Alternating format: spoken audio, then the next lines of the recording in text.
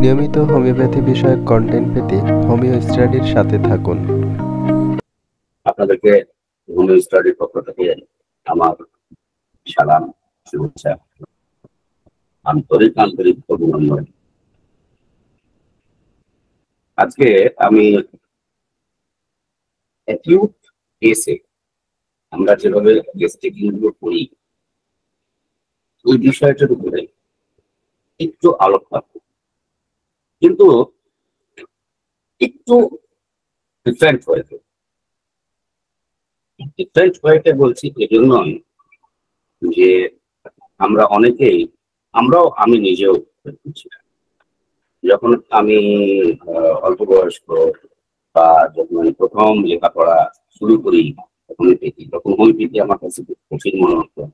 এখনো যেমন অনেকের কাছে খুব খুব কঠিন কঠিন মনে হয়। হ্যাঁ, হোমিওপ্যাথি খুব কঠিন একটা ক্রিটিক্যাল একটা সাবজেক্ট, কিন্তু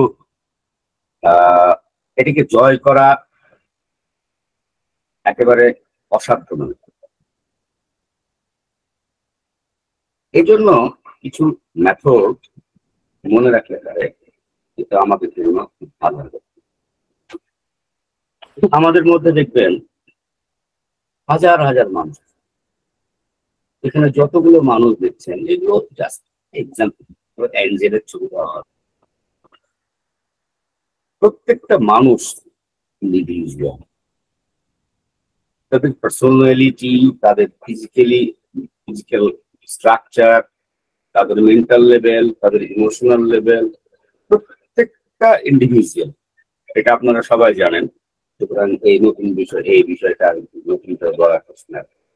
কিন্তু এটাও সত্য যে যারা যমজ তারাও কিন্তু ইন্ডিভিজুয়াল, এবং এটা বৈজ্ঞানিকভাবে প্রমাণিত যে তাদের ফিঙ্গারপ্রিন্ট এক হয় না, তাদের চুলের গঠন একরকম হয় না, এবং তাদের চুলের যে জেনেটিক যে বিষয়গুলো থাকে সেগুলোও কিন্তু এক হয় না।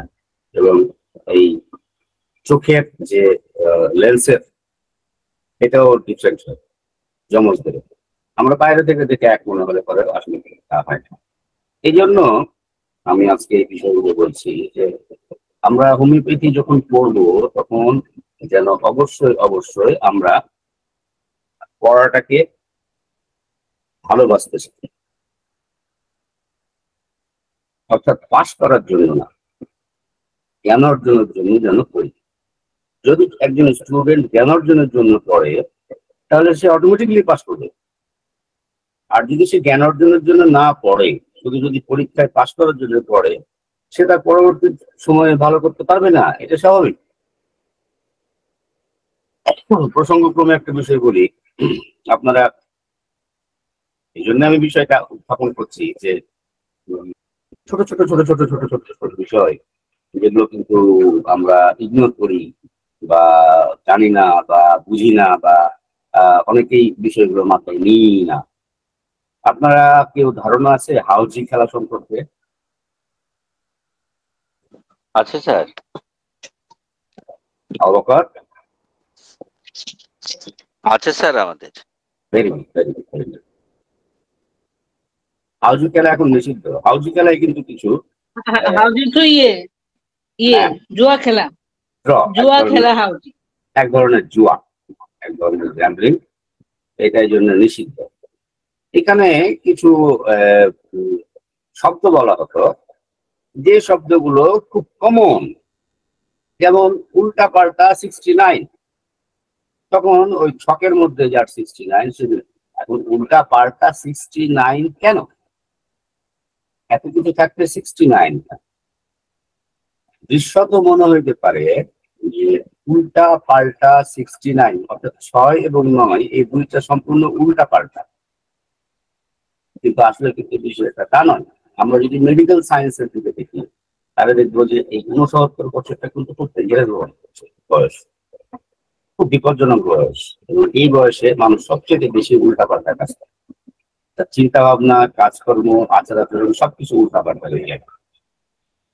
69 থেকে নিয়ে আরো অনেক সংখ্যা ছিল যেগুলোকে উল্টা পাল্টা করা যেত। আরো বলা হয়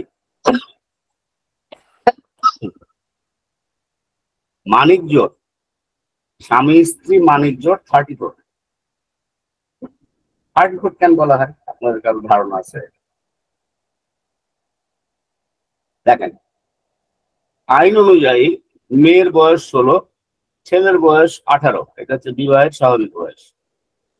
বর্তমান সময় কত এটা আমি একদম লিটলি বলতে পারবো না, কিন্তু একটা মেয়ের বিবাহযোগ্য বয়স 16 আর একজন ছেলের বিবাহযোগ্য বয়স 18, দুইটা মিলে একটা মানিক জোট তৈরি হয়, এখান থেকে 34।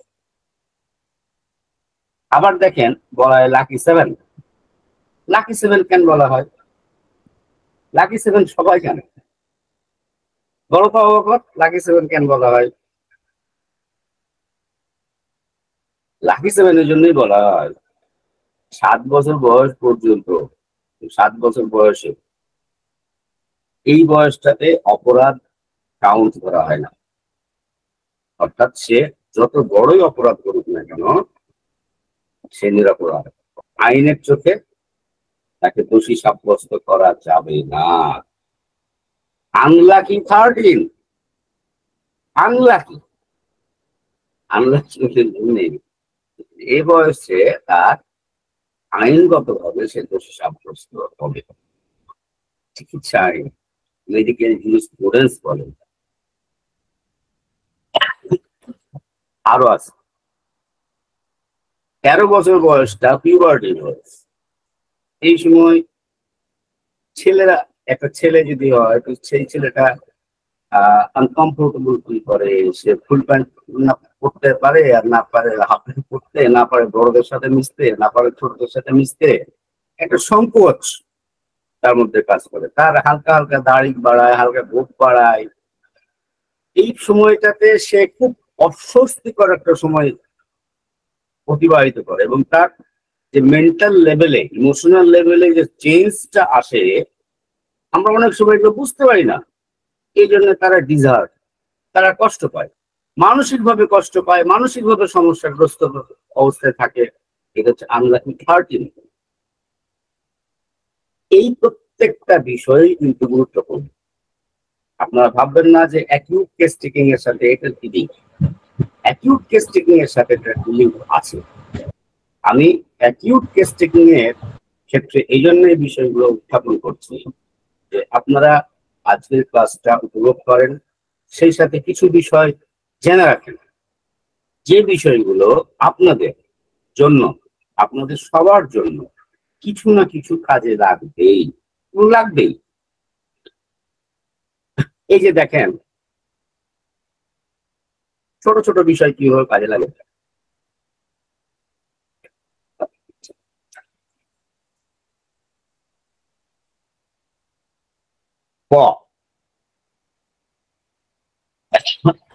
অ্যাক্সিডেন্টের সাথে, রোড অ্যাক্সিডেন্ট অর্থাৎ RTA, রোড ট্রাফিক অ্যাক্সিডেন্ট।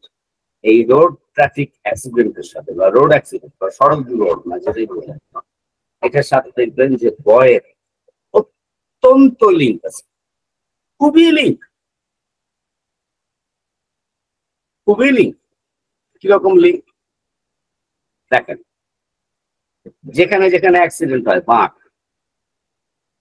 যেখানে বেশি, বাঁক মানে তো বুঝতে পারছি টার্নিং, যেখানে বাঁক বেশি সেখানে অ্যাক্সিডেন্ট বেশি হবে।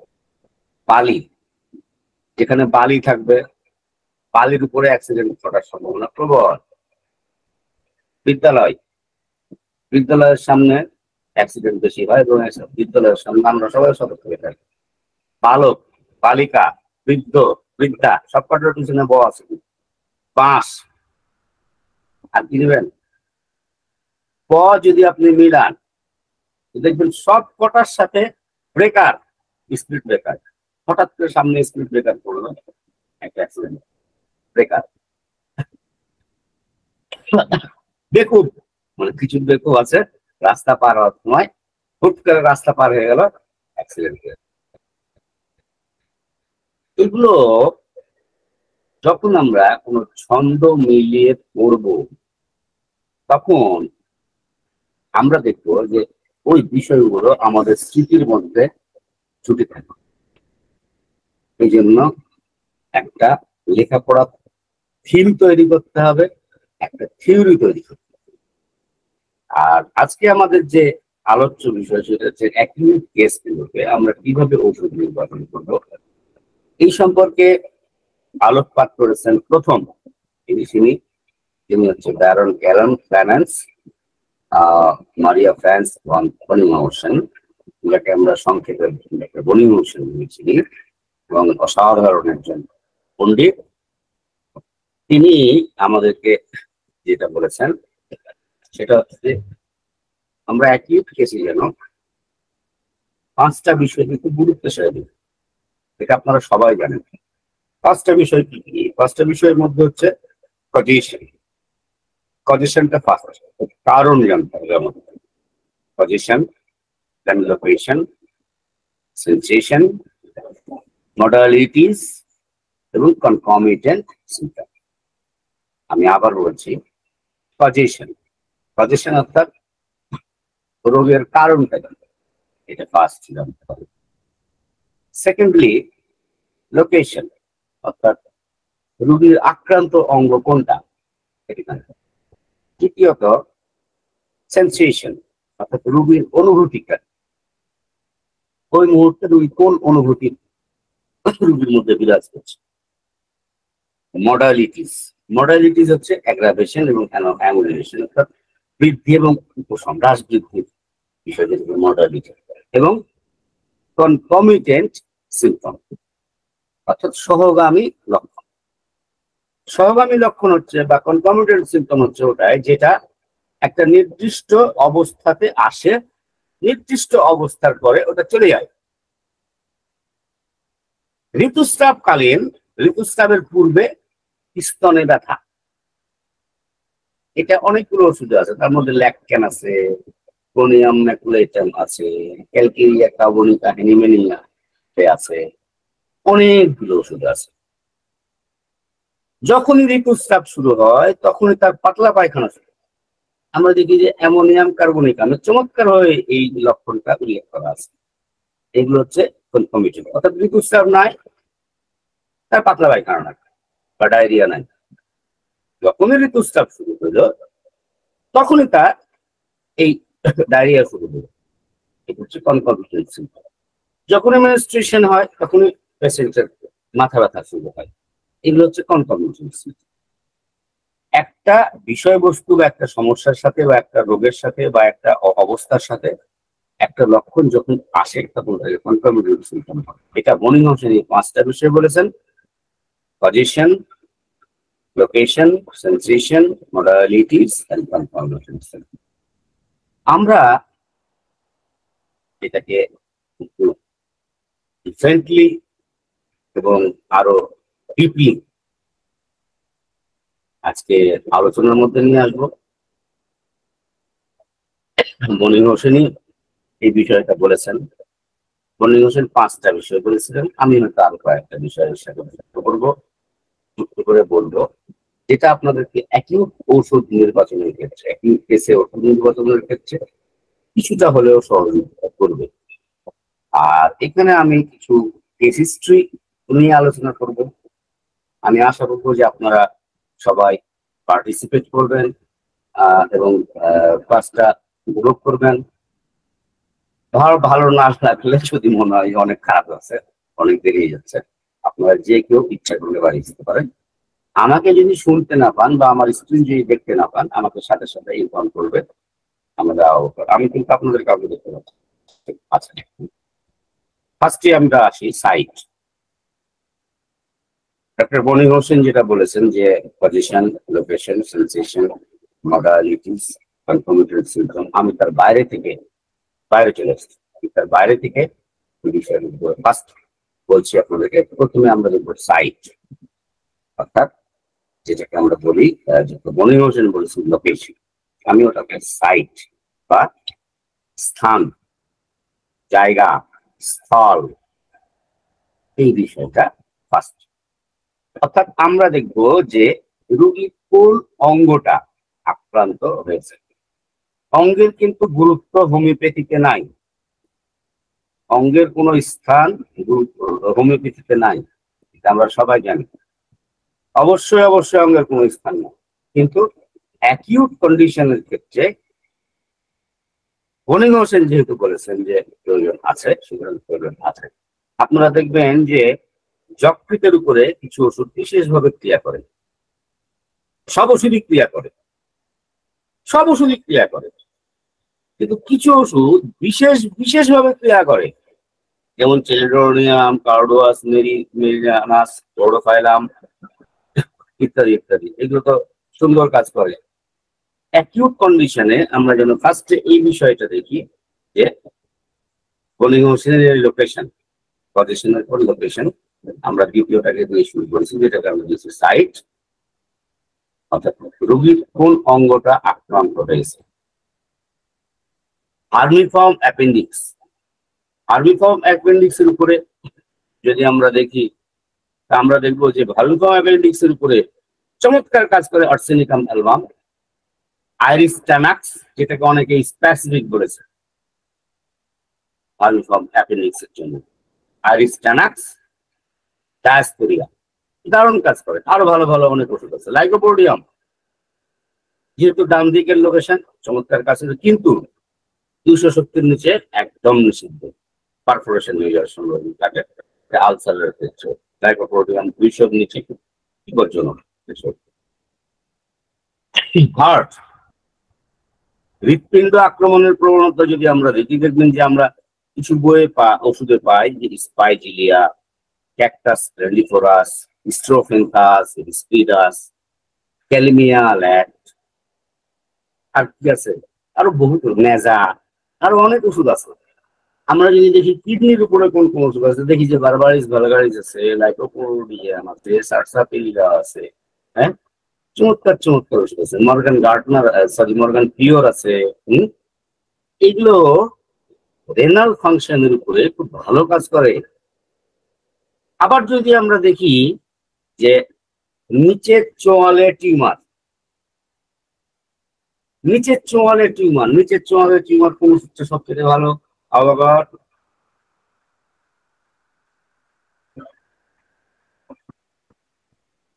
ঘরে আছে না? আচ্ছা, হেকলা লাভা, দেখেন হেকলা লাভা এত ভালো ওষুধ বোন টিউমারের জন্য, হায় হায় হায়। এবং নিচের চোয়ালে টিউমারের জন্য হেকলা লাভা একদম অসাধারণ, এবং বলা হয় যে প্যাথোলজিক্যাল ওষুধ, চমৎকার কাজ করে। তো এই জন্য আমাদেরকে লোকেশনটা জানতে হবে। জুতা পরে, নতুন জুতা পরে পায়ে ফসকা, জামাই বিয়ে করেছে, জামাই বিয়ে করার পর নতুন জুতা পায়ে গিয়েছে, নতুন জুতা পায়ে দিয়ে দ্বিতীয় দিন আর হাঁটতে পারে না। এক্ষেত্রে আমরা কোন ওষুধটার কথা ভাবি ফার্স্টে? Allium super. কেন ভাবি? রোগীর কনস্টিটিউশনাল ওষুধ, রোগীর নেট্রামিউরা, নেট্রামিউরা আমরা কেন দিব না? রোগীর কনস্টিটিউশন, কিন্তু না, অ্যালিয়াম সুপার প্রুভিং এ দেখা গেছে যে নতুন জুতা পায়ে দেওয়ার পরে যে ফসকাটা পড়ে, অ্যালিয়াম সেপা এটার জন্য অব্যর্থভাবে কাজ করে এবং খুব ভালোভাবে কাজ করে। এই জন্য লোকেশন বা সাইট অ্যাকিউট ঔষধ নির্বাচনের ক্ষেত্রে, অ্যাকিউট কেসে ঔষধ নির্বাচনের ক্ষেত্রে লোকেশন বা সাইট একটা গুরুত্বপূর্ণ বিষয়, এটা যেন আমরা কখনোই না। এবার আমরা সেকেন্ডলি অনসেট। অনসেট অর্থ রোগের সূত্রপাত হওয়া, কিভাবে রোগের শুরু হইল। এটা খুবই গুরুত্বপূর্ণ একটা বিষয় যে রোগটা শুরু হলো কিভাবে। বৃষ্টিতে ভিজে শুরু হলো, রোদ্রে থাকার পরে শুরু হইলো, মাটিতে শোয়ার ফলে শুরু হইলো, মানসিক আঘাতের পরে শুরু হইলো, এগুলো এটা খুব গুরুত্বপূর্ণ একটা বিষয় অনসেট। অর্থাৎ রোগের সূত্রপাতটা যেন, এই সূত্রটা আমরা যেন কখনোই না বলি যে এটাকে আপনারা বলতে পারেন কজেশন। এই রোগের উদ্দীপক কারণ, এক্সাইটিং কজ। কেউ একটা রোগী মারাত্মক রাগ করেছে, রাগ অবস্থাতে তার বাচ্চাকে দুধ দিয়েছে, বাচ্চা দুধ খাওয়ার পরেই সেই বাচ্চা অসুস্থ হয়ে গেছে। এইটার প্যাথোলজিক্যাল কোনো ব্যাখ্যা থাক কি না থাক, দ্যাটস নট এ ম্যাটার। এটা আমাদের জন্য গুরুত্বপূর্ণ কোনো বিষয় নয়। এক্ষেত্রে ক্যামোমিলাই তার জন্য ওষুধ, এবং ক্যামোমিলাতেই ওই শিশু ভালো হবে, কারণ সে রাগান্বিত মায়ের দুগ্ধ পান করেছে। মা যদি অপমানিত হয়, ক্রোধান্বিত হয়, এবং মা যদি স্তন্য দান করে, কলোসিনথিস তার জন্য সবচেয়ে উপযুক্ত ওষুধ। যদি শিশু পেট ব্যথায় আক্রান্ত হয়, তীব্র পেট ব্যথায় আক্রান্ত হয়েছে, কলোসিনথিস তার জন্য। এই জন্য এই বিষয়গুলো আমাদেরকে অবশ্যই মনে রাখতে হবে যে রোগের সূত্রপাতটা কিভাবে হলো এবং কখন থেকে হলো, এর ব্যাকগ্রাউন্ড কি, এর ব্যাকগ্রাউন্ডটা কোথা থেকে শুরু হলো, এই সূত্রটা ধরা আমাদের জন্য খুবই জরুরি। এবং এটাও জানতে হবে যে এই রোগের সূত্রপাতটা দ্রুত শুরু হয়েছে নাকি আস্তে আস্তে শুরু হয়েছে, ধীরে ধীরে গ্র্যাজুয়ালি শুরু হয়েছে। যদি সাডেন অনসেট হয়, এই যে সাডেন অনসেট, এই সাডেন অনসেটের জন্য কিন্তু আমাদের, আপনারা যদি ম্যাট্রিওমেডিকা পড়েন, কিন্তু সাডেন অনসেটের জন্য ডিফারেন্ট ওষুধ আছে, আর ধীরে ধীরে ক্রমান্বয়ে সৃষ্টি হয়েছে, এটার জন্য ডিফারেন্ট কিছু ওষুধ আছে। সুতরাং আমাদেরকে সাইটের পরেই কোন সাইটটা, রোগীর কোন অঙ্গটা আক্রান্ত হয়েছে, কোন সাইট আক্রান্ত হয়েছে, এখানে সাইট বলতে কিন্তু আমি যে কটা দেখিয়েছি ওখানে আমি শুধু লিভার, কিডনি, মিডনি এগুলো দেখিয়েছি, এটাই না, শুধু আপনাকে লেফট সাইড, রাইট সাইড, ক্রসওয়াইজ এগুলো কিন্তু বুঝতে হবে বা ভাবতে হবে। আমি সংক্ষেপে করেছি, এটা গাড়াবড়া করে সংক্ষেপে বলেছি। তো কনসেপ্টটা আমরা যেন অবশ্যই দেখি, এবং অনসেটের পাশাপাশি আমরা আরেকটা বিষয় আমরা দেখবো, সেটা হচ্ছে কজেশন অ্যান্ড ক্যারেক্টার। কজেশন কারণ, কারণটা সেটা যেটাই হোক না। আচ্ছা, যদি ইনজুরি হয়, ইনজুরি হলে পরে আমরা ইনজুরি বা আঘাতের পরে, আঘাতের পরবর্তী ফল, আমরা অনেকগুলো ওষুধ পাই না, আর্নিকা পাই, কোনিয়াম ম্যাকুলেটাম পাই, হাইপেরিকাম পাই, সিম্পাইটাম পাই, ওপিয়াম পাই, অনেক পাই না, অনেক ওষুধ, অনেক ওষুধ। হেড ইনজুরি, মাথায় আঘাত, নেট্রাম সালফিউরিকাম, না sorry, natrum carbonicum, head injury. Head ইনজুরির জন্য, এবং এটা নেট্রাম কার্বজি কত মানুষকে উদ্ধার করেছে কত বিপদ থেকে, চিন্তা করা যায় না। মাথায় আঘাতের পরবর্তী কুফলে এটা খুব গুরুত্বপূর্ণ একটা ওষুধ। নার্ভ, যদি নার্ভে আঘাত লাগে, নার্ভে আঘাত লাগার পরে আপনারা সবাই জানেন হাইপেরিকাম, একদম প্রান্ত ভাগে, নখের অগ্রভাগে আঘাত লেগেছে, নখের আঘাত, পেরেক পেরেক ছুটতে গিয়ে হাতুড় দিয়ে নখের উপরে একদম বাড়ি পড়েছে, তীব্র ব্যথায় অস্থির। হাইপেরিকাম কয়েক মিনিটের মধ্যে রুগীকে আরাম দেয়, কয়েক মিনিটের মধ্যে আরাম দেয়। এটা একবার দুবার নয়, একাধিকবার করি, একাধিকবার করি। এবং শুধু তাই না, অ্যাম্পুটেশনের পর কোনো অঙ্গ যদি কেটে ফেলা হয়, কেটে ফেলার পরে যদি এই অ্যাম্পুটেটেড পার্টে যদি সিভিয়ার পেইন হয়, সেক্ষেত্রে হাইপেরিকাম হবে, ভীষণ ভালো কাজ করে। আরেকটা ওষুধ আছে হাইসিএমএস, যেটাও নার্ভের উপর ভালো কাজ করে, কিন্তু হাইসিএমএস এর ক্ষেত্র ভিন্ন।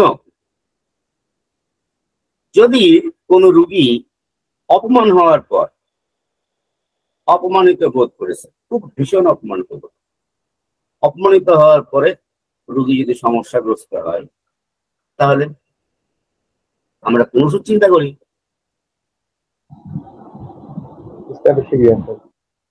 হ্যাঁ, ভেরি গুড।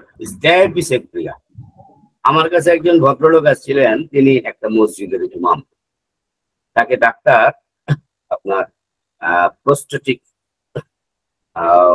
স্মেয়ার করতে বলেছিলেন। তো প্রোস্টেটিক স্মেয়ার সম্পর্কে আপনাদের যদি একটু ধারণা থাকে তাহলে ভালো হয়। রুগীকে প্রোস্টেটিক স্মেয়ার করার আগে এটা যে কাজটা ডাক্তার করেন সেটা হচ্ছে রুগীকে বলেন যে আপনি সেজদার ভঙ্গিতে শুয়ে পড়েন। তো রুগী সেজদার ভঙ্গিতে শয়, তখন তার মলদ্বারে হাতে গ্লোভস পরে আঙ্গুল ঢুকানো হয় অথবা একটা ইনস্ট্রুমেন্ট ঢুকানো হয় এবং খুব দ্রুত ঢুকানো হয়। অর্থাৎ অনেকটা কি বলবো, সেক্সুয়াল অ্যাবিউজ বা সেক্সুয়াল হ্যারাসমেন্ট করার মতো করে তার মলদ্বারে আঙ্গুল প্রবেশ করানো হয় খুব দ্রুত। আপনারা সবাই জানেন যে প্রস্টেট গ্ল্যান্ডে স্টিমুলেশন করলে খুব র্যাপিড ইজাকুলেশন হয়, খুব দ্রুত ইজাকুলেশন হয়। তো যখন ইজাকুলেশনের পর্যায়টা আসে তখনই কিন্তু এই প্রস্টেটিক স্মিয়ারটা কালেকশন করা হয়। ও ভদ্রলোক ওই ঘটনার পর থেকে এত মারাত্মক রকম অসুস্থ হলেন এবং তার মাথা ব্যথা কোনো ক্রমে ছাড়েনি। তার হাইপার টেনশন এবং মাথা ব্যথা, হাড়ের রগ টগ সবসময় টেনে ধরে থাকে। আমি তাকে জিজ্ঞেস করলাম যে আপনার এই সমস্যাটা কখন থেকে? উনি বললেন যে মাস 6 থেকে এই সমস্যা। আমি বললাম যে মাস 6 থেকে এই সমস্যা, আপনি সুস্থ ছিলেন? হ্যাঁ, আমি সুস্থ ছিলাম।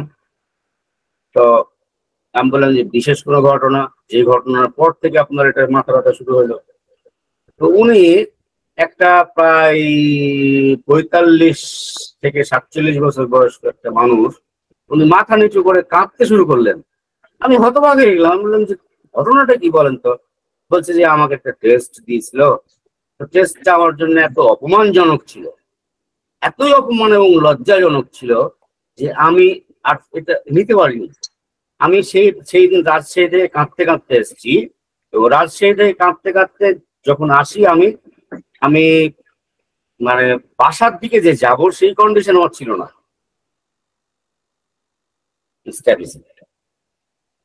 অদ্ভুত ভাবে মানুষটা ভালো হয়ে গেছে। যারা হোমিওপ্যাথি বোঝে না বা যারা হোমিওপ্যাথিকে নেগলেক্ট করে বা যারা হোমিওপ্যাথির ডেপথে ঢোকে না, তারা আসলে হোমিওপ্যাথির স্বাদ বুঝবে না, মজা বুঝবে না। এই জন্য এই ছোট ছোট বিষয় দেখেন, অপমান এবং ক্রোধ, তার মধ্যে এত সূক্ষ্ম সূক্ষ্ম কিছু তফাৎ আছে।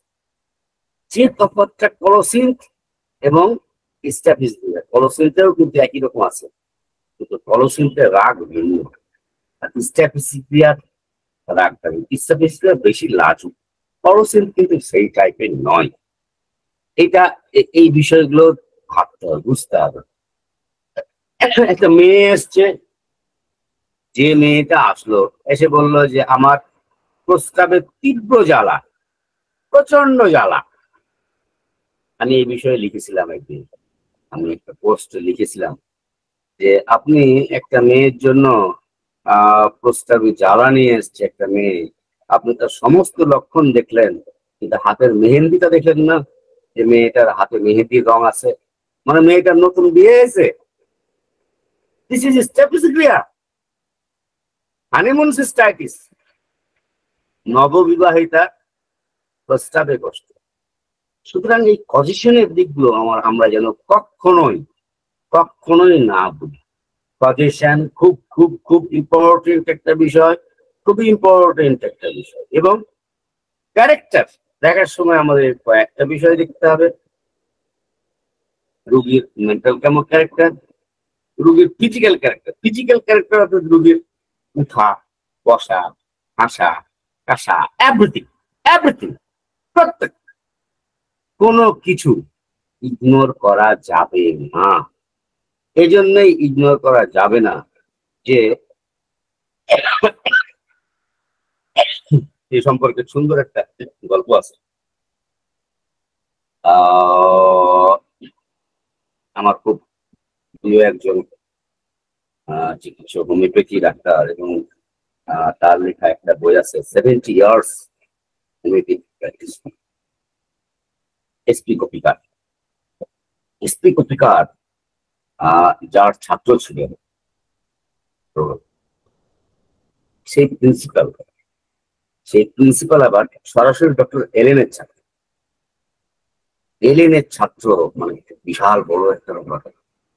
এলেনের ছাত্র সরাসরি এসপি কপিকারের শিক্ষক, প্রিন্সিপাল। এসপি কপিকার প্রায় তার কাছে বসলেন এবং এসপি কপিকারকে উনি খুব স্নেহ করতেন প্রিন্সিপাল। তো উনার কাছে বেশিরভাগ রোগীরা আসতে ফরেনার, আমেরিকান। আপনারা সবাই জানেন যে আমেরিকানরা অনেক ওবেস হয়, মোটা হয়, অনেক তলতলে আসার পরে চেয়ারে ধবাস করে বসে গেছে। তখন ওই প্রিন্সিপাল জিজ্ঞেস করছেন কপিকারকে, কপিকার বলতো এই যে হপ করে বসে পড়া, এটা কোন ওষুধে আছে? কপিকার বললেন, স্যার আমার স্যার বললেন যে তুমি ওকে স্ট্যানাম মেটালিকাম দাও। এটি স্ট্যানাম মেটালিকামের গুরুত্বপূর্ণ লক্ষণ। স্ট্যানাম মেটালিকাম দাও। স্ট্যানাম মেটালিকামের সম্পূর্ণ ভালো হয়ে গেল, অদ্ভুত ব্যাপার। আরো দেখেন আমাদের সুনির্মল সরকার একটা চমৎকার কেস দিয়েছেন যে আমরা একটা পেশেন্টে আমাদের হসপিটালে গাইনি ওয়ার্ডে, কলকাতার ঘটনা, একটা পেশেন্টে গাইনি ওয়ার্ডে ডেলিভারি করাচ্ছি, নর্মাল ডেলিভারি করাচ্ছি। নর্মাল ডেলিভারি করানোর সময় আমরা তো সবাই জানি যে নর্মাল ডেলিভারি করানোর সময় রুগীর শাড়ি একদম সম্পূর্ণ উপরে থাকে, খোলা অবস্থায় থাকে, যেটাকে আমরা ছায়া বলি বা সায়া বলি। ছায়াটাও উপরে থাকে এবং রুগীর নিম্নাঙ্গ সম্পূর্ণ উলঙ্গ অবস্থায় থাকে, রুগীর পা ওপেন করে থাকে, সম্পূর্ণ পা খোলা অবস্থায়। এবং আমরা ওই পিভি চেক করি, ভ্যাজাইনাল চেক আপ করি যে কত ফিঙ্গার গেছে। তো রুগীর ফিঙ্গারিং করা হচ্ছে, পায়ে ফিঙ্গার করছে। তো ওই অবস্থাতে শিক্ষক ঢুকেছেন, গাইনি ডিপার্টমেন্টের হেড অফ দ্য ডিপার্টমেন্টের স্যার, আপনার নাম মনে নাই, এসপি সুনির্মল সরকারের ওই লেকচারটাতে দুইটাতে আমার এটা পড়া। তো উনি বললেন, সুনির্মল সরকার বললেন যে ওনারা অনেকজন ছিল, স্যার এই রুগীর তো এই ইয়ে হচ্ছে না,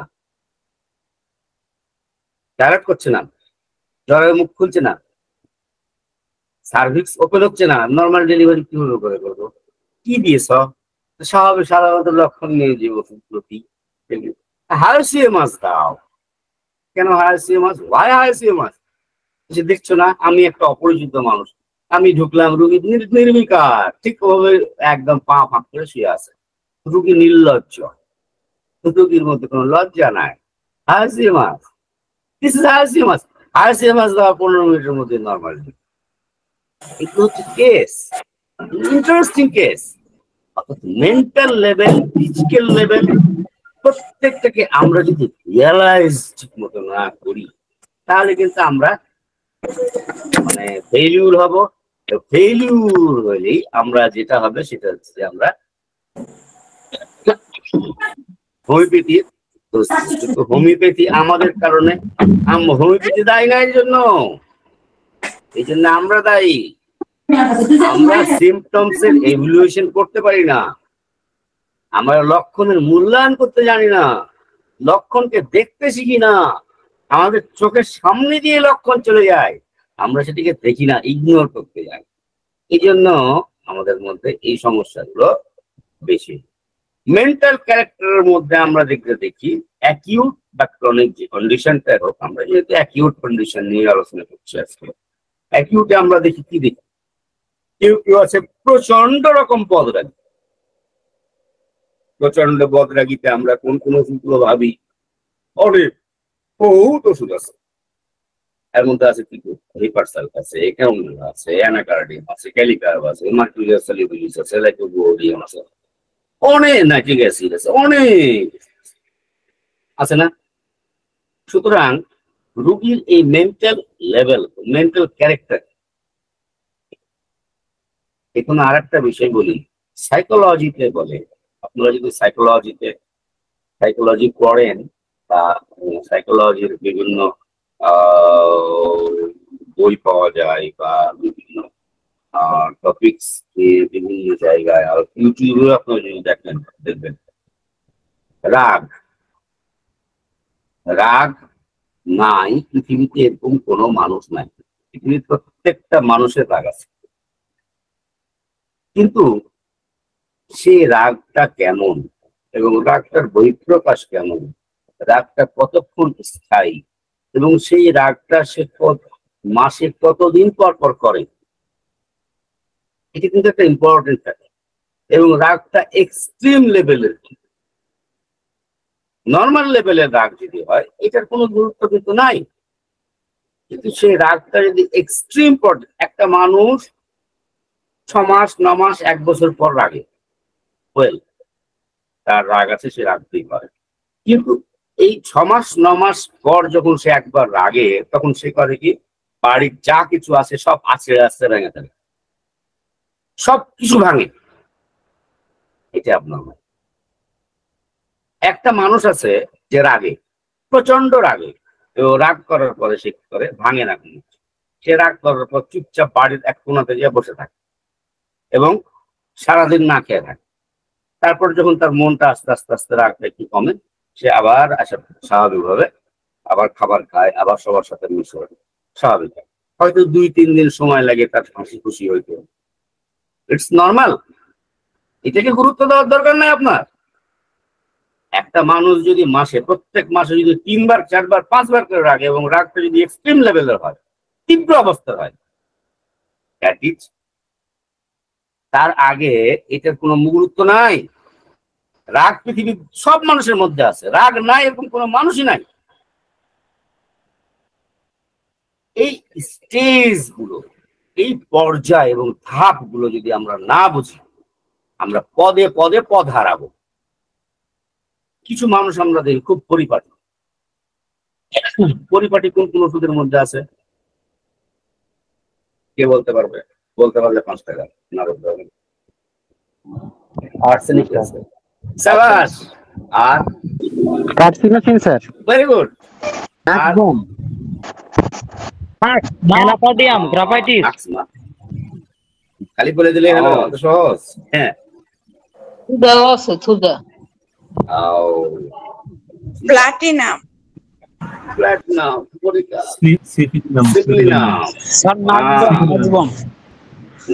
নাক্সটা কিন্তু বেশি পরিপাটি, নাক্স ঘন পরিপাটি, ফসফরাস পরিপাটি, ক্যালিয়াম, আর্সেনিকোসাম, আর তো আছে লোবেলিয়া ইনফার্টা। লোবেলিয়াতেও কিন্তু এই পরিপাটি ভাব আছে। দেখো ক্লাস করছি। আচ্ছা, খুব ভীতু স্বভাবের, খুব ভীরুতা, খুব ভীরু কারা কারা? ক্যালসিনিয়াম, লাইকোপোডিয়াম, ইয়েস, কলসিজিলা, সাইলেশিয়া, চায়না,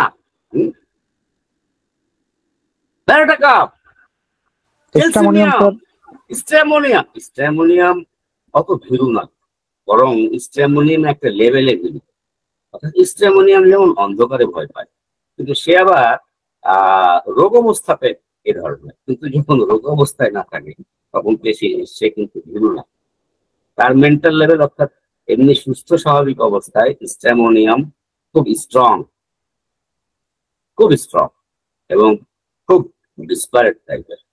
লাইকোপোডিয়ামও কিন্তু খুব ভীরু, কিন্তু সে কি, এদের কিন্তু প্রত্যেকের মেন্টাল লেভেল কিন্তু আলাদা। দেখেন ব্যারাটা কাপ ভীরু, কিন্তু ব্যারাটা কাপ কি, ব্যারাটা কাপ ভীরুতার সাথে বুদ্ধিবৃত্তির খর্বতা থাকে। ব্যারাটা কাপ যদি অপরিচিত লোক দেখে তো সে মায়ের আঁচলের পেছনে লুকিয়ে যায়, সে স্মার্ট না। তাকে কোনো প্রশ্ন করলে সে খুব সুন্দর স্মার্টলি উত্তর দিতে পারেন, সে মাটির দিকে তাকিয়ে থাকে। এটা এই ভীরুতার জায়গা জেলসিমিয়াম। তার তার ভীরুতাটা কিরকম? জেলসিমিয়াম কি করে, যখন তার এক্সাম আসে, প্রত্যেকবার পরীক্ষার আগে তার ডায়রিয়া শুরু হয়, সে অসুস্থ হয়ে যায়, তার জ্বর শুরু হয়। হ্যাঁ, এবং এই যে ভীরুতার যে লাইকোপোডিয়াম খুব ভিতর খুব ভীরু হলে বাইরে সে দেখায় সে খুব বাহাদুর, সে খুব সুপুরুষ, এবং সে করে কি এমন এমন সঙ্গী বেছে নেয় যাদের উপর সে কর্তৃত্ব করতে পারে। সে বাঁচবে ফালসিকুলাকে, হ্যাঁ, সে বাঁচবে ইগনেশিয়াকে। সে খুব ট্যালেন্ট, খুব মেধাবী, এবং তার ব্রেন খুব শার্প। সে বাছাই করে। লাইকোপোডিয়াম কখনো মার্কিউরিয়াস সলিউবিলিসের সাথে বন্ধুত্ব করবে না, নাক্সের সাথে বন্ধুত্ব করবে না, কারণ জানে যে ওদের উপরে সে ডমিনেট করতে পারবে না, লাঠি ঘুরাইতে পারবে না, ছড়ি ঘুরাইতে পারবে না। যদি ঘুরাইতে যায় তো ঘুরিয়ে লাঠি খাবে। এই জন্য লাইকোপোডিয়াম এমন এমন বন্ধু পছন্দ করে, সে তার মানে সিকোয়েন্সটা এমন ভাবে, এনভায়রনমেন্টটা এমন ভাবে ক্রিয়েট করে ফেলে যে সব তার আয়ত্তে থাকে। তার স্ত্রীকে সে পছন্দ বানিয়ে ফেলবে চায়না টাইপের, পালসিটলার টাইপের, সাইলিশিয়া টাইপের, এই টাইপের বানিয়ে ফেলবে লাইকোপোডিয়াম। সাইলিশিয়াতে আমরা কি, সাইলিশিয়া কখনো চ্যালেঞ্জে যায় না। সাইলিশিয়ার কনফিডেন্স লেভেল কম, আত্মবিশ্বাসের জায়গাতে তার কম, আত্মবিশ্বাস কম, তার কনফিডেন্স লেভেল এত লো। আবার কি কোনো জায়গায় যদি সাইলিশিয়ার আগে, তাহলে কি হবে, তখন সে ভাঙবে কিন্তু মচকাবে না, কাঁচের মতো। কাঁচ হচ্ছে সাইলিশিয়া মানে কাঁচের একটা গুরুত্বপূর্ণ উপাদান, বালি। ভাঙবে কিন্তু মচকাবে না, কিন্তু সেটা একটা স্টেজ, একটা লেভেল। এই লেভেল গুলো, মেন্টাল লেভেল গুলো বোঝা কিন্তু খুব জরুরি, এবং এই জন্যই জরুরি যে আমরা ভূমিকা কোন স্টেজে একটা পেশেন্টের কোন মেন্টাল লেভেল স্টে করে, এটা বোঝাটা খুব দরকার। খুব সন্দেহপ্রবণ, সাসপিসিয়াস একে আছে। আপনারা সবাই জানেন যে ল্যাকিসিস আগে আঙ্গুর খাড়া, ল্যাকিসিস খুব suspicious. Stramonium, medorrhinum, natrum carbonicum, Causticum, lycopodium, cannabis indica, অনেক ওষুধে আছে যারা খুব সন্দেহপ্রবণ বা সাসপিসিয়াস মাইন্ডেড, খুব ঝগড়াটে, কথায় মুখ ফাটিয়ে দেবো, দাঁত ভেঙে দেবো, মায়েরে মারকুটটা স্বভাবে। মারকুটটা স্বভাবের মধ্যে আমরা কাকে দেখতে পাই? বেলোডোনা, খুব অ্যাগ্রেসিভ বেলোডোনা। বভিস্টা, মেডোরিনা। মার্কিউরিয়াস সল্ট তো ডেঞ্জারাস, মার্কিউরিয়াস সল্টের কথার আগে হাত চলে। তো মার্কিউরিয়াস সল্ট পড়তে গেলে আমাদেরকে প্রথমে সাদ্দাম হোসেন, ইরাকের প্রাক্তন প্রেসিডেন্ট সাদ্দাম হোসেন পড়তে হবে। যদি আপনি সাদ্দাম হোসেনকে পড়েন তাহলে মার্শাল একদম পড়বেন। সাদ্দাম হোসেন, মার্শাল যা পাবে সামনে মুড়িয়ে ফেলে দিবে, একদম নস করে ফেলবে। আপনারা তো সবাই জানেন সাদ্দাম হোসেন তার দুইটা জামাইকে হত্যা করেছিল, শুধু এটুকু সন্দেহ করে যে তারা আমেরিকার সাথে তাদের সম্পর্ক। দুইটা জামাই চিন্তা করতে বলেছিল যে আমার যদি এক বিন্দু রক্ত থাকে আমি ইরাক দখল করব, এক বিন্দু রক্ত থাকা পর্যন্ত আমি ইরাকের মাটিতে কাউকে পা দিতে দিব না। কি সুন্দর, কত আত্মবিশ্বাস, কত দেশপ্রেম এবং অটলতা। মার্কিউরিয়াস সলিউবিলিস মারবে, একদম হাত পা ছেড়ে মারবে, এবং মারার পরে সে অনুতপ্ত বোধ করবে। অ্যানাকার্ডিয়াম আমরা কি পাই? অ্যানাকার্ডিয়াম খুব নিষ্ঠুর, খুব নিষ্ঠুর। আপনার বাচ্চাদেরকে দেখবেন যে একটা ফড়িং ধরলো, ফড়িং এর পিছন দিকে সুতা বানিয়ে দিয়ে ফড়িংটা ছেড়ে ছিল, তা ফড়িংটা উঠছে। একটা কালো পিঁপড়ার মাঝখান থেকে ব্লেড দিয়ে কেটে দিল, কালো পিঁপড়াটা হাঁটছে, পিছন দিকে পড়ে আছে। এটা তার কাছে খুব ইন্টারেস্টিং, সেই নিষ্ঠুর কাজগুলো করে খুব মজা পায়। সে মশা ধরবে, মশা ধরার পর মশার একটা করে পাখা ছিঁড়বে, আবার ছাড়বে, মশাটাকে মারবে না, টেবিলের উপর ছাড়। এই ধরনের নিষ্ঠুরতা আমরা এনাকারে, এই লেভেল গুলো আমরা যেন কখনো না ভুলি। ম্যাথমেটিকা পড়ার সময় এই লেভেল গুলো প্রত্যেকটা আছে, এগুলো মেন্টাল লেভেল। মেন্টাল লেভেল গুলো খুব গুরুত্বপূর্ণ। ফিজিক্যালি কিছু ক্যারেক্টার, যে ক্যারেক্টার গুলো আমাদের দৃষ্টি আকর্ষণ করে, রোগী লম্বা, রোগী বেটে, রোগী মোটা। লম্বা রোগীর মধ্যে কোন রোগীগুলোকে আমরা পাই? ফার্স্টে ক্যালকেরিয়াপাস পাই, গলব্লাডার, ম্যাকপক্স,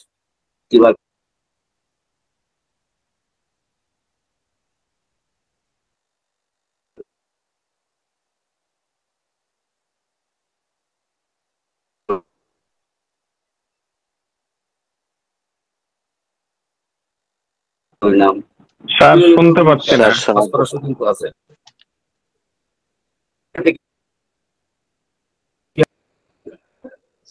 শোনা যাচ্ছে স্যার? জি স্যার, এখন শোনা যাচ্ছে। শোনা যায় স্যার। খুব লোভী, লোভী ওষুধ কারা?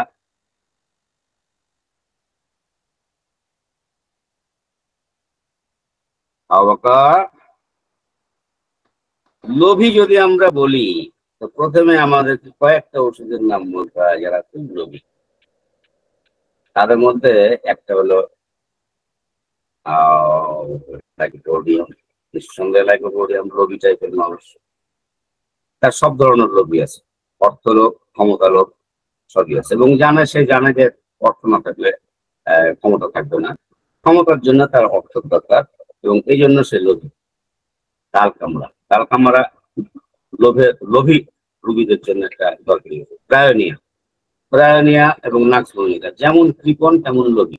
এটাই এদের, যেমন মল বাড়ায় না, মল বাড়াইতে কষ্ট হয়, এদের টাকা বাড়াইতেও কষ্ট হয়। এরা এই টাইপের মানুষ, কোনোটাই বাড়াবে না। মেলিলোটাসেও কিন্তু আমরা খুব লোভ পাই। কলসিনতেও টাকার প্রতি, গ্রাফাইটিসেও টাকা। কৃপণ, খুবই কৃপণ। আমি মেন্টাল ক্যারেক্টারের মধ্যে বলছি, যদি ফিজিক্যাল ক্যারেক্টারের মধ্যে।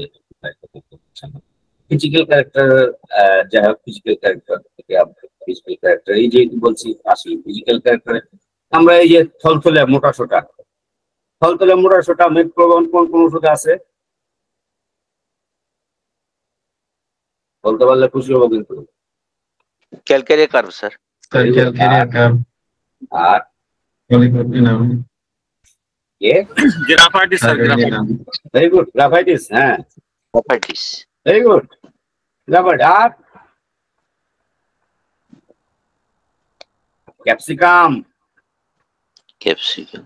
হাইড্রোক্কা, মেটালিকাম আছে না এগুলোতে? অ্যামোনিয়াম কার্বনিকাম, পুরা ব্রাজিল, লেপিসাল, অনেকগুলো ওষুধ আছে। আমি কয়েকটা করে ওষুধ বলছি, এগুলো আমার মুখস্থ নাই, ওই পুঁথিগত যেটুকু আছে ওটুকু আমি বলছি। হ্যাঁ, আমি বা আমরা একটা থলথলে মোটা সোটা রুগী আসলে পরে আমি যেন ক্যালকেরিয়া কার্ভ না ভাবি।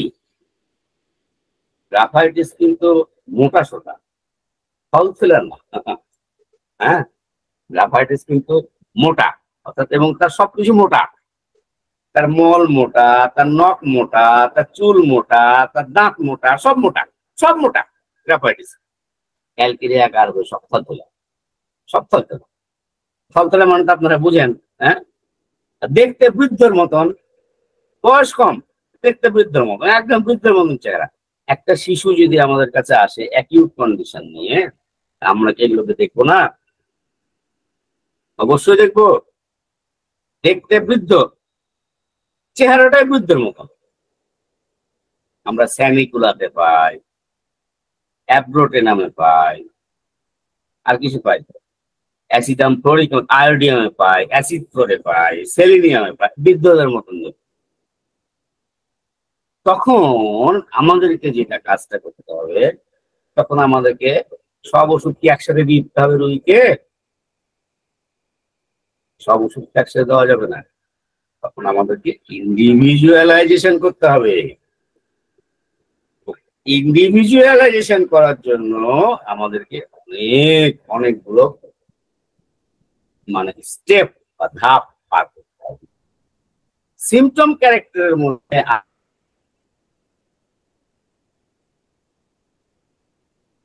আমরা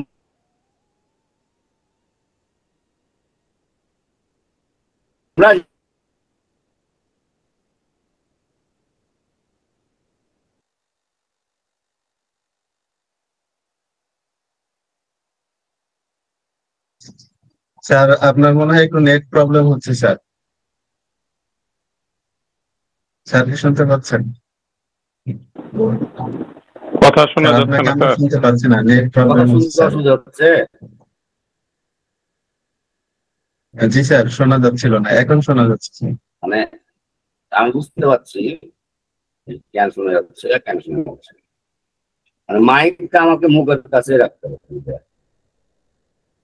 আচ্ছা যাই হোক, তো আমাদেরকে মনে রাখতে হবে যে কমন সিমটমকে আমরা যেন অবশ্যই বাদ দিই।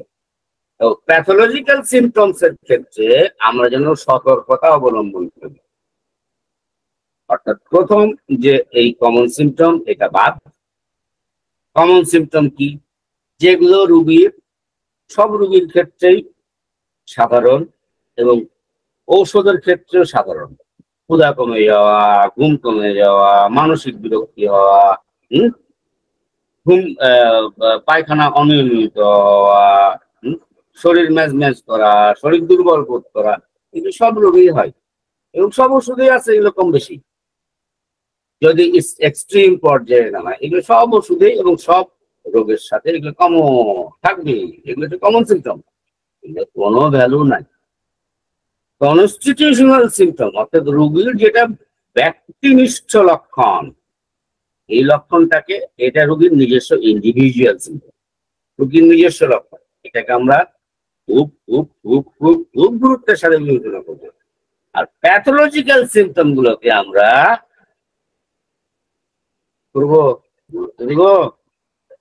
না, প্যাথোলজিক্যাল সিমটম গুলোকে আমরা তখনই গুরুত্ব দিব যখন সেটা আমরা মনে করব যে এটার গুরুত্ব দেওয়ার দরকার আছে।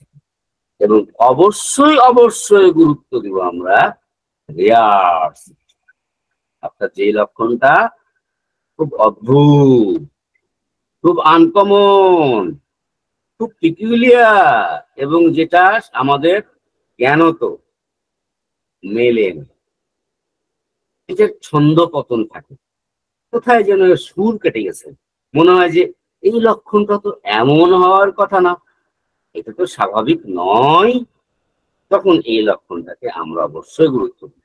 আমরা যদি এই লক্ষণগুলোতে আসি, আমরা ফার্স্টেই যে বিষয়টাতে আসছি, আমরা শেষের যে এই প্যাথোলজিক্যাল সিমটম এবং রেয়ার সিমটম, এই দুইটাকে নিয়ে এবার আমরা একটু সামান্য ডিসকাস।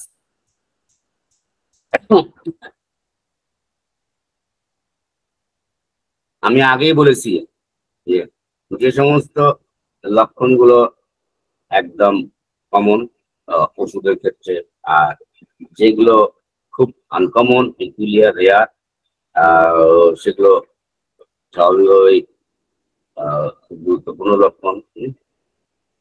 আর এটাও সঠিক যে প্যাথোলজিক্যাল লক্ষণগুলোর মধ্যে কয়েকটা বিষয় আমরা যেন কখনোই না ভুলি। যে একটা ডায়াবেটিসের পেশেন্ট, তার কিন্তু মিষ্টির প্রতি টান থাকতেই পারে, স্বাভাবিক, এগুলি গুরুত্ব দেওয়ার দরকার নাই,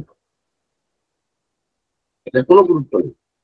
একটা ডায়াবেটিসের রোগী আমরা মার্কিউরিয়াস সলিবিলিস হ্যানিম্যানিতে পড়ি, অথবা সাইলিশিয়াতে পড়ি, অথবা অ্যানাগেলিসে পড়ি, যে ক্ষত সহজে শুকায় না। হ্যাঁ, ডায়াবেটিসের রোগীর ক্ষত সহজে শুকাবে না, এটা ডায়াবেটিসের কমন সিমটম।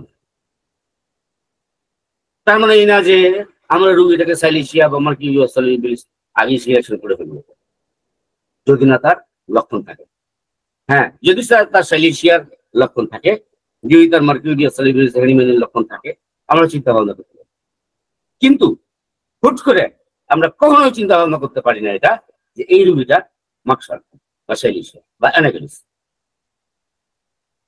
একটা রোগীর মিষ্টি প্রিয়তা থাকতেই পারে, ডায়াবেটিস রোগীর মিষ্টি প্রিয়তা থাকবে, অবশ্যই থাকবে, থাকে, কিন্তু তার মানে এনার আর্জেন্ট নাইট্রিক রোগী। আর্জেন্ট নাইট্রিকাম দেওয়ার আগে অবশ্যই আমাদেরকে দেখা উচিত যে সে আর্জেন্ট নাইট্রিকামের কি। পলিউরিয়া বা ঘন ঘন প্রস্রাব হওয়া, পলিডিপসিয়া অত্যাধিক পিপাসা হওয়া এবং পলিফেজিয়া বারবার ক্ষুধা লাগা, this is most common cases, common symptoms in diabetes mellitus. এই তিনটা পি খুবই কমন, এই তিনটা পি ডায়াবেটিস মেলিটাসে। তার মানে এই নয় যে রোগী আমরা লক্ষণ এই তিনটা লক্ষণ দেখে আমরা রোগীকে আর্সেনিক নির্বাচন করব অথবা সালফার নির্বাচন করব, না, আমরা এটা করতে পারি না, কারণ এগুলো কমন, এগুলো রোগের কমন লক্ষণ, এগুলো গুরুত্ব দিতে হবে না। এই জন্য রোগ সম্পর্কে একটু হলেও জানতে হবে। ওয়েট লস, ওজন কমে যাওয়া একটা গুরুত্বপূর্ণ লক্ষণ ডায়াবেটিস মেলিটাসের, অথবা ওজন বেড়ে যাওয়া, এটা গুরুত্ব। এই জন্য আমাদেরকে আগেই জানতে হবে, প্রথমত যে বিষয়টা গুরুত্বের সাথে বুঝতে হবে সেটা হচ্ছে যে কোন লক্ষণটা আসলে কমন এবং কোন লক্ষণটা আনকমন।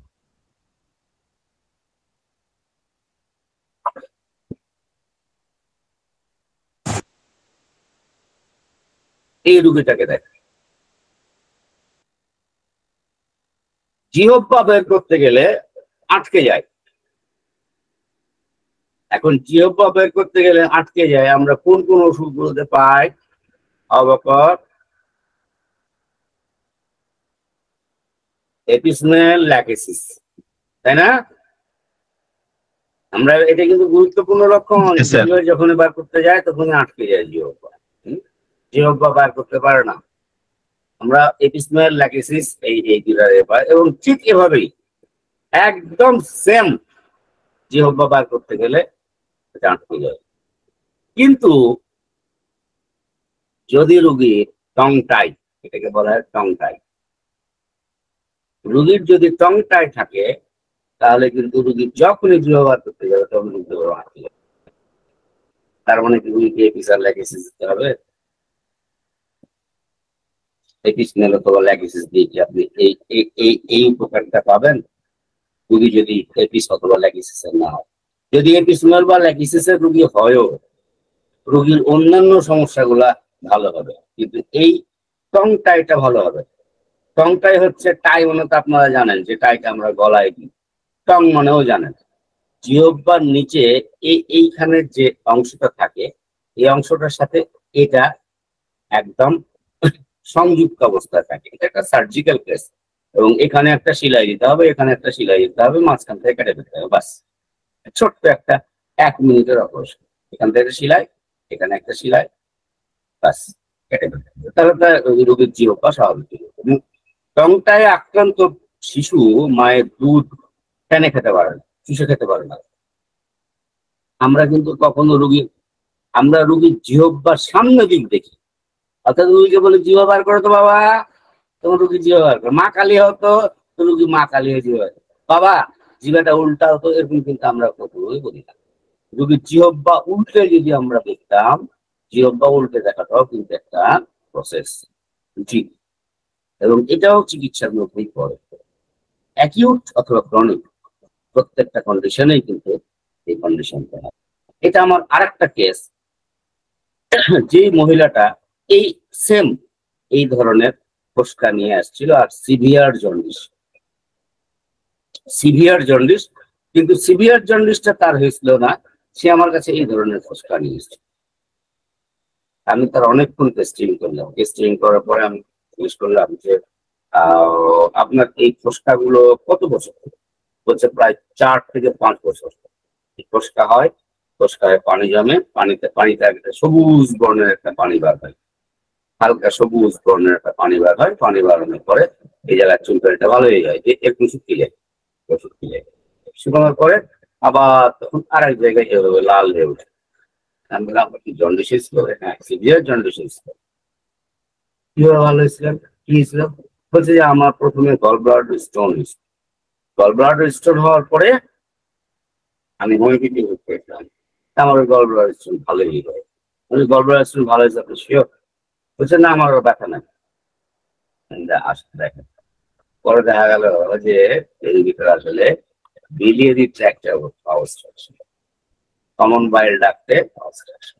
যখন এই কমন বাইল ডাক্টে অবস্ট্রাকশন হবে তখন কি হবে? বাইল সমস্ত শরীরে ছড়িয়ে পড়বে। বাইল গুলো যখন ছড়িয়ে পড়বে তখন বাইল ব্লাডের সাথে মিক্সড হয়ে তখন শরীর চুলকাবে। ত্বকে এই ধরনের উদ্বেগ তৈরি করবে, চামড়ার নিচে এই ধরনের উদ্বেগ হয়ে ফোসকা আকারে উদ্বেগ হয়ে গলে গেল। This is gall bladder stone. আপনি এটাকে এই গল ব্লাডার স্টোনের রিমুভ না করলে, সেটা আপনি ওষুধ দিয়ে করেন না, চিকিৎসা মাধ্যমে করেন, এই স্টোন রিমুভ না করলে এই স্কিন ডিজিজ কখনো ভালো হবে না জীবনে কোনোদিন। আমি যতই বগল বাজায় না কেন, যতই লাফায় না কেন, যতই হোমিওপ্যাথি করে লাফায় না কেন, আমাদের সমস্যা হলো যে আমাদের যে একটা সীমাবদ্ধতা আছে, এই সীমাবদ্ধতাটাকে আমরা স্বীকার করতে চাই। এই সীমাবদ্ধতা যদি আমরা স্বীকার করতে পারতাম আমাদের জন্য অনেক ভালো। আচ্ছা, আপনারা বাচ্চাটার মাথা দেখতে পাচ্ছেন? বাচ্চাটার মাথায় এটা আসলে কি হয়েছে? এই গোটাটা, এই যে গোটাটা, এটা আসলে কি মনে হয়? টিউমার? হাইড্রোকেফালাস? হাইড্রোকেফালাস না, এটা ভিটামিন ডি এর অভাব। ভিটামিন ডি এর অভাব হলে যে এই ধরনের মাথায় এই ধরনের গোটা তৈরি হয়, এবং ঠিক একদম তুলতুলে টিউমারের মতো। যদি আমি না জানি তাহলে রোগীটাকে আমি ভিটামিন ডি দিতে পারবো না। আর যদি আমার জানা থাকে যে এটা ভিটামিন ডি এর ঘাটতির কারণে হয়, তা আমি চিকিৎসার পাশাপাশি ভিটামিন ডি সাজেস্ট করতে পারবো। একজন ভালো ডাক্তার, ভালো পরামর্শদাতা। ভালো ডাক্তার শুধু ঔষধ নির্বাচন করলেই হয় না, ভালো ডাক্তার ভালো সেবা, ভালো পরামর্শ এবং ভালো ব্যবহার সবকিছু মিলিয়ে ভালো ডাক্তার। এবং সব না হলেও অনেক জ্ঞান সম্পন্ন অন্তত হওয়া উচিত, যতটুকু তার জীবদ্দশায় সম্ভব হওয়া উচিত। ভিটামিন ডি এর অভাবে এই ধরনের মাথাতে আমরা গোটা দেখতে পাই, প্রকৃতই ভিটামিন ডি এর অভাব। আপনি হোমিওপ্যাথি ওষুধ দেন, কিন্তু সেই সাথে যদি আপনি ভিটামিন ডি দেন বাচ্চাটাকে, তাতে কিন্তু আপনার ইজ্জত যাবে। আর ভিটামিন কিন্তু অনেকে বলে যে ভিটামিন কেন দিব, তারা জানেই না যে ভিটামিন আসলে কোনো ঔষধ না, ভিটামিন হচ্ছে খাদ্য প্রাণ। আপনি ওষুধের সাথে সাথে ভিটামিন দিতেই পারেন। ভিটামিন কারো বাপের না, না অ্যালোপ্যাথির বাবা, না হোমিওপ্যাথি ডাক্তারের, কারো বাবার নাই। ভিটামিন ভিটামিন, ভিটামিন কোনো ওষুধ না। আর একটা কেস দেখে, খুব অদ্ভুত একটা কেস। সেটা হচ্ছে যে 3 বছর থেকে এক লোকের মাথা ব্যথা, মাথা ঘোরা। তো মাথা ঘোরার একটা বিশেষ বৈশিষ্ট্য হলো যে সে যদি চক্রাকারে ঘোরে, সাইক্লিক্যাল অর্ডারে, তাহলে কিন্তু তার মাথা ঘোরা একদম ভালো যায়, মানে কমে যায়, মাথা ঘোরাও পছন্দ। আপনারা যদি দেখেন, রেপোর্ট গুলো দেখেন, তাহলে দেখবেন যে এখানে একটাই ওষুধ আছে, complete repertory chapter. Turning, amelioration by turning repeatedly on heel steps. তো স্ট্যাফিসিক্রিয়া কি করলো এটা পরে জানছি। এখন বিষয় হলো যে এই যে অদ্ভুত লক্ষণ, এই লক্ষণটার গুরুত্ব কত? নিঃসন্দেহে লক্ষণটার গুরুত্ব অনেক। যেহেতু এটা একটা অদ্ভুত লক্ষণ যে রুগী মাথা ঘোরে, যখনই মাথা ঘোরে তখনই সে যদি চক্রাকারে ঘোরে তখন তার মাথা ঘোরা কমে যায়, এবং এটা স্ট্যাফিসিক্রিয়ার একটা একমাত্র ঔষধ, একমাত্র ঔষধ। স্ট্যাফিসিক্রিয়া ছাড়া অন্য কোনো ওষুধ এটা নাই। কিন্তু আবার যদি আমরা প্যাথোলজি দেখি তাহলে কানের যে ককলিয়া আছে এই ককলিয়াতে ইনফেকশন হলে কিন্তু এই অবস্থার সৃষ্টি হয়। অর্থাৎ রোগীর যদি ককলিয়া আক্রান্ত হয়, আপনারা ককলিয়া, এখানে ককলিয়া দেখতে পাচ্ছেন, ককলিয়া যখন আক্রান্ত হবে, ককলিয়া আক্রান্ত হয়ে যখন আপনার নার্ভ আক্রমণ করবে, এই নার্ভ আক্রমণ করলে পারেই তখন রোগী এই ধরনের মাথা ঘোরায় আক্রান্ত হবে। ককলিয়া কিন্তু খুব ইম্পর্টেন্ট একটা অর্গান আমাদের শরীরের, এবং আমাদের যে ব্যালেন্স ধরে রাখে, আমাদের শরীরের ব্যালেন্সটাকে ধারণ করে ককলিয়া। আমরা যে হাঁটি, আমরা যে দৌড়াই, তো এগুলো সব কিন্তু এই ককলিয়া ব্যালেন্স করে। আমরা বসে থাকা অবস্থায়, এই যে আমি এদিক ওদিক দৌড় খাচ্ছি, কথা বলছি, বসে আছি সুন্দরভাবে পরিপাটি হয়ে ভদ্রলোকে, এটা কিন্তু ককলিয়া যদি কেটে ফেলে দেওয়া যায় তা আমি কিন্তু বসে থাকতে পারবো, দাঁড়িয়ে থাকতে পারবো না, আমি একদিকে পড়ে যাবো, সাথে সাথে পড়ে যাবো, আমি ব্যালেন্স রাখতে পারবো। ককলিয়া আমাদের ব্যালেন্স রাখা করে, এটা অ্যানাটমি আপনাকে জানতেই হবে, অ্যানাটমি ফিজিওলজি জানতেই হবে, এর কোনো বিকল্প নাই, নো সাবস্টেন্স। ককলিয়া যখনই ইনফেক্টেড হবে, আক্রান্ত হবে, তখনই মাথা ঘুরবে, এবং এই মাথা ঘোরাটার একটা বিশেষ লক্ষণ থাকবে যে মাথা ঘোরাটা চক্রাকারে ঘুরলে পরে মাথা ঘোরা আরাম হবে, একদম হুবহু যে স্ট্যাটিস্টিক্সে আপনারা দেখলেন।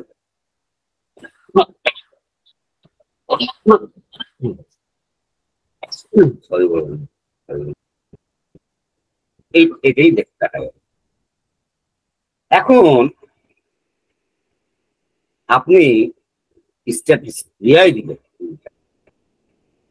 এই জন্য মাথা ঘোরার কোন রোগী আসলে আমরা ফার্স্টে কোশ্চেন করি যে আপনার কানে কখনো ইনফেকশন হয়েছে, অর্থাৎ ক্রনিক সাপুলেটিভ অর্ডারাইটিস মিডিয়া পুরাতন ক্ষেত্রে রোগীর এই ককলিয়ার ইনফেকশন দেখা যায়, এবং সেক্ষেত্রে রোগীর মাথা ঘোরা থাকতে পারে। আরো অনেক রোগে মাথা ঘোরা থাকে, আরো অনেকগুলো রোগেই মাথা ঘোরা, প্রচন্ড মাথা ঘোরা থাকে। তো এটাও মনে রাখবেন যে কানের এই ককলিয়ার ইনফেকশনের মাথা ঘোরা থাকে, যেটা আমরা স্ট্যাটিস্টিক্সে পাই, এবং সেম একই রকম যে চক্রাকারে ঘুরলে মাথা ঘোরার উপশম হয়। পাইকা, এই যে অখাদ্য খাদ্যের কান, এটাকে আমরা পাইকা বলি, এটি কিন্তু ভিটামিন বি এর অভাবে হয়। আমরা ল্যাবরেটরি দেখি, ল্যাবরেটরিতে এই পাইকার উপরে আপনার অনেকগুলো ওষুধ আছে, 16টা ওষুধ আছে পাইকার উপরে, 16টা ওষুধ, এই 16টা ওষুধ আছে। কমপ্লেক্স রিপোর্ট জেনেটিক অ্যালুমিনা, তারপর ম্যানসিনেলা, আর অনেক অনেক অনেক রয়েছে। ভিটামিন বি এর অভাব হলেও পাইকা হয়। রুগী খড়ি মাটি খাবে, চাল খাবে, কয়লা খাবে,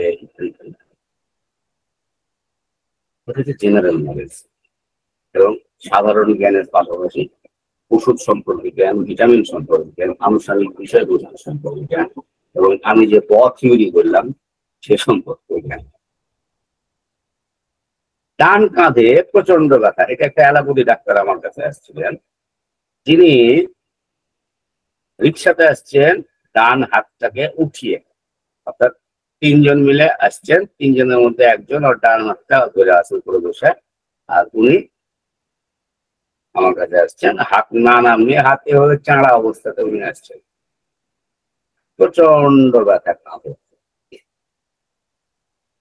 লিম্ব রাইজিং অ্যান্ড্রেশন, ক্যালকেরিয়া কাজ, এটা আছে an index of aggravation and aggravation. নেটবির একটা বই আছে, নেটবির ওই বইটাতে চমৎকার করে লেখা আছে, লিম্বস রাইজিং অ্যান্ড্রেশন, ক্যালকেরিয়া। কিন্তু এটা আবার সার্ভাইকাল রিব, অর্থাৎ অনেক রাতে গেছে।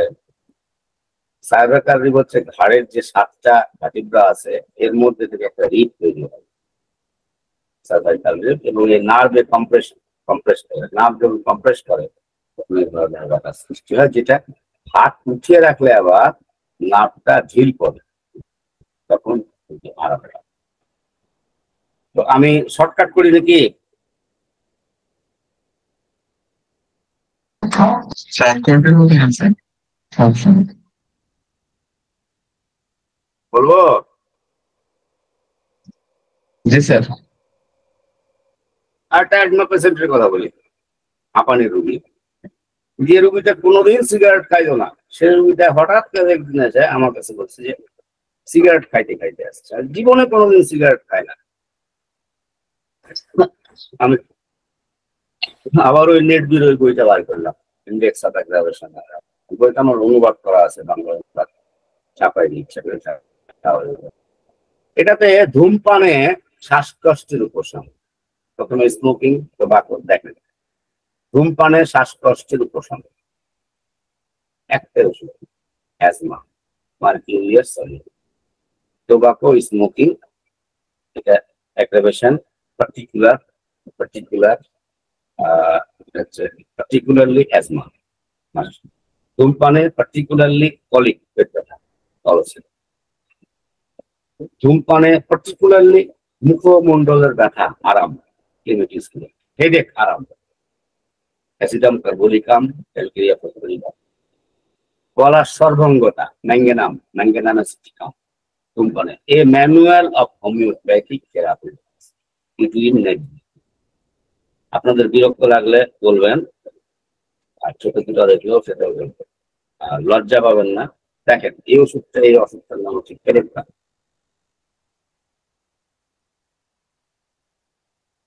गौर से देखिए, एक्जिमा, সোরিয়াসিস, ডার্মাটাইটিস, এগুলো ভাবলে কি হবে, তো এটা মূলত B3 হবে। আপনি হোমিওপ্যাথি ওষুধ দেন, কোনো অসুবিধা নেই, সেই সাথে যদি আপনি একটা কনস্টিটিউশনাল ট্রিটমেন্টের পাশাপাশি যদি আপনি একটা পরামর্শ দেন, ভিটামিন দেন, রোগীটা দ্রুত আরাম পাবে, ভালো হবে।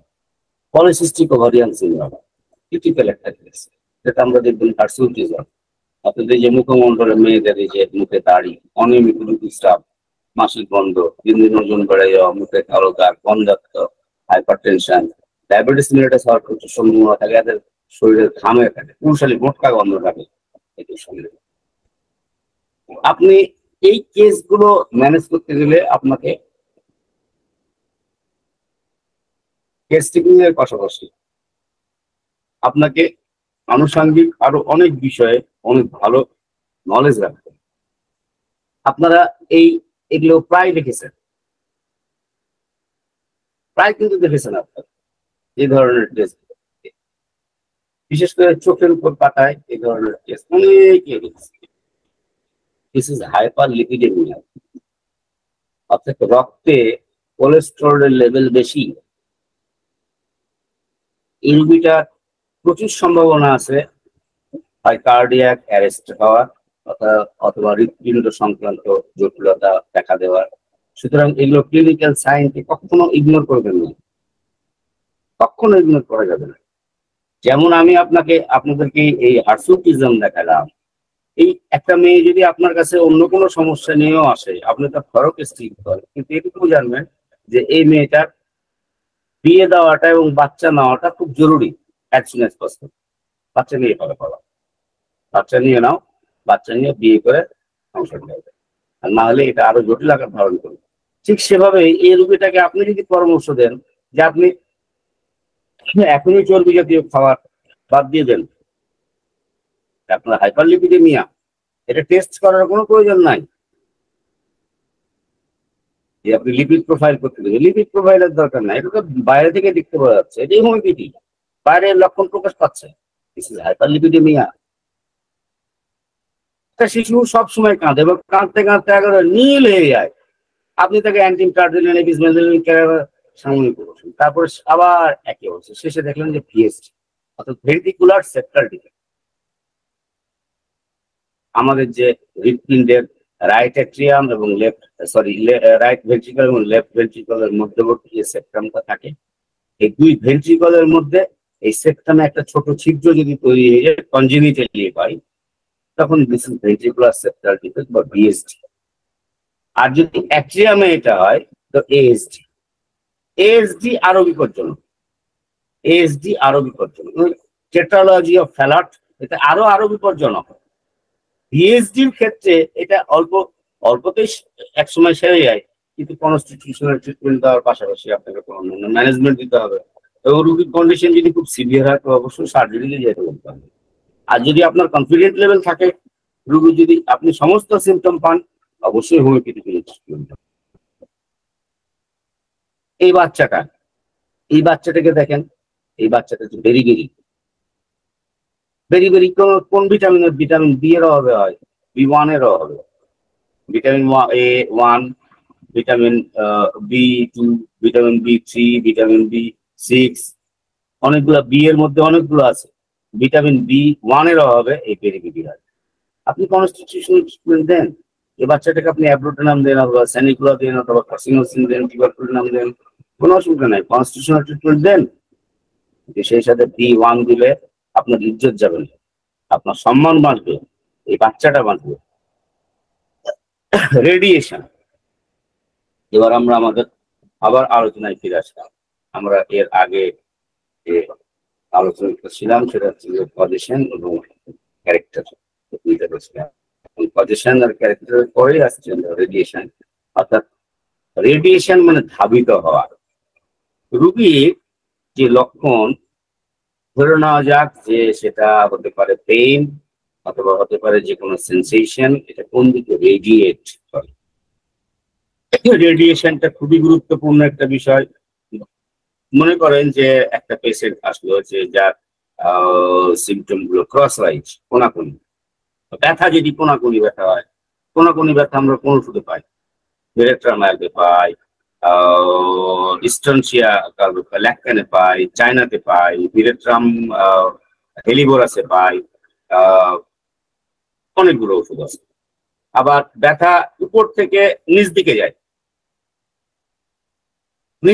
উপর থেকে নিচ দিকে যায়। যদি আমরা ম্যাট্রিওমেডিকা পড়ি, ম্যাট্রিওমেডিকা যারা নিয়মিত চর্চা, দেখবেন যে ফেরাম মেটালিকাম আছে, ব্রায়োনিয়া, কফিয়া, ক্যালমিয়া ল্যাট, গুরুত্বপূর্ণ ওষুধ একটা। কফিয়া ক্রুডা, যাতে ব্যথা উপর থেকে নিচ থেকে উপর দিকে, হ্যাঁ উপর থেকে নিচ দিকে যায়। আবার উপর দিকে ধাবিত হয় ব্যথা, যদি দেখেন দেখবেন যে কয়েকটা ওষুধ আছে। ম্যাঙ্গেনাম অ্যাসিটিকাম আছে যেটা নিচ থেকে উপর দিকে যায়। লিডাম পালে খুব গুরুত্বের সাথে আছে এটা। আবার সাইলিশিয়াস, অ্যাসাফোডিটাতেও আছে, সাইলিশিয়াতেও আছে। তো এই লক্ষণগুলোকে গুরুত্ব দিতে হবে। অ্যাগ্রাভেশন এটা খুব ইম্পর্টেন্ট, অর্থাৎ বলিউশনের যে মডালিটিস তার মধ্যে অ্যাগ্রাভেশন একটা, যেটাকে বৃদ্ধি বলা হয়। বৃদ্ধি দেখেন, আমরা যদি দেখি যে সূর্যাস্ত থেকে সূর্যোদয় পর্যন্ত বৃদ্ধি, সিপিলিনাম আসে, তাই না? অরামেটালিকাম, সিপিলিনাম আসে না? আবার সূর্যোদয় থেকে সূর্যাস্ত পর্যন্ত বৃদ্ধি, মেড্রিনাম। হ্যাঁ, এই বৃদ্ধি খুবই খুবই খুবই গুরুত্বপূর্ণ। এবং শুধু এই বৃদ্ধি না, আনুষাঙ্গিক বৃদ্ধিও। কি করলে বাড়ে, কি করলে কমে, কিসে বাড়ে, কোন অবস্থায় বাড়ে, মধ্যদিন বা মধ্যরাত্রে বাড়ে। আমরা দেখি আর্সেনিক আমতান আছে না, ছিদ্রনে কি দেখতে পাই, একদম ঘড়ির কাঁটা ধরে রোগ লক্ষণগুলো উপস্থিত হয় ছিদ্রনে। এইগুলোকে আমরা যেন কখনো না ভুলি।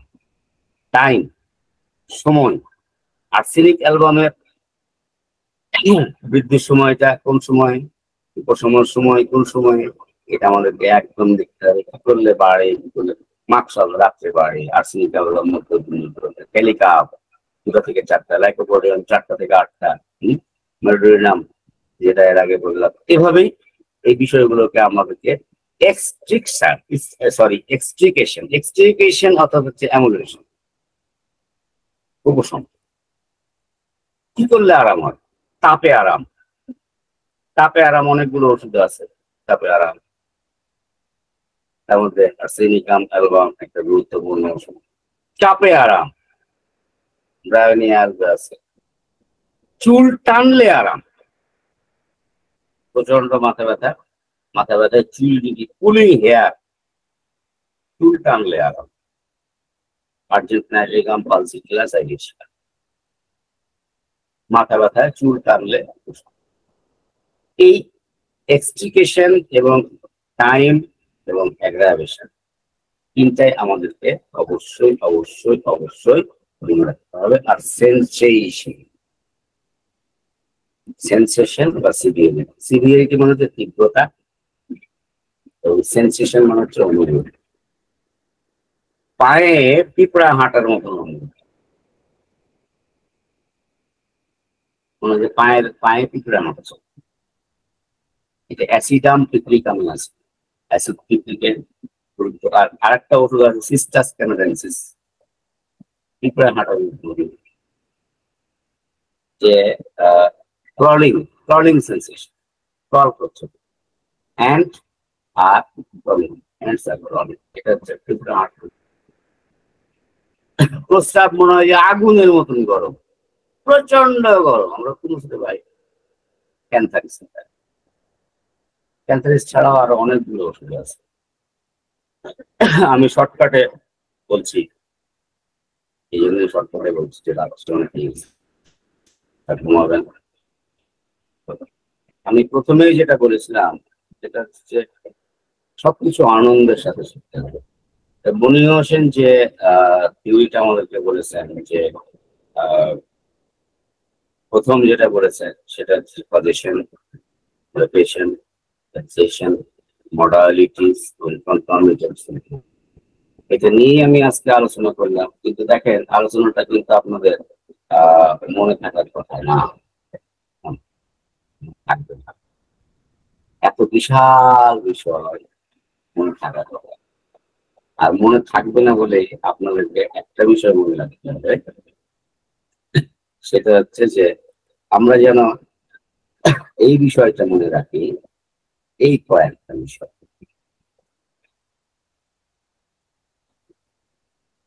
Site, concept, position, radiation, aggravation, time, extrication, sensation,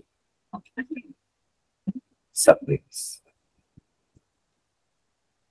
যদি আমরা সাবজেক্টস মনে রাখি, তাহলে অ্যাকিউট কেসে আমরা এই সব কথাকে মনে রাখি।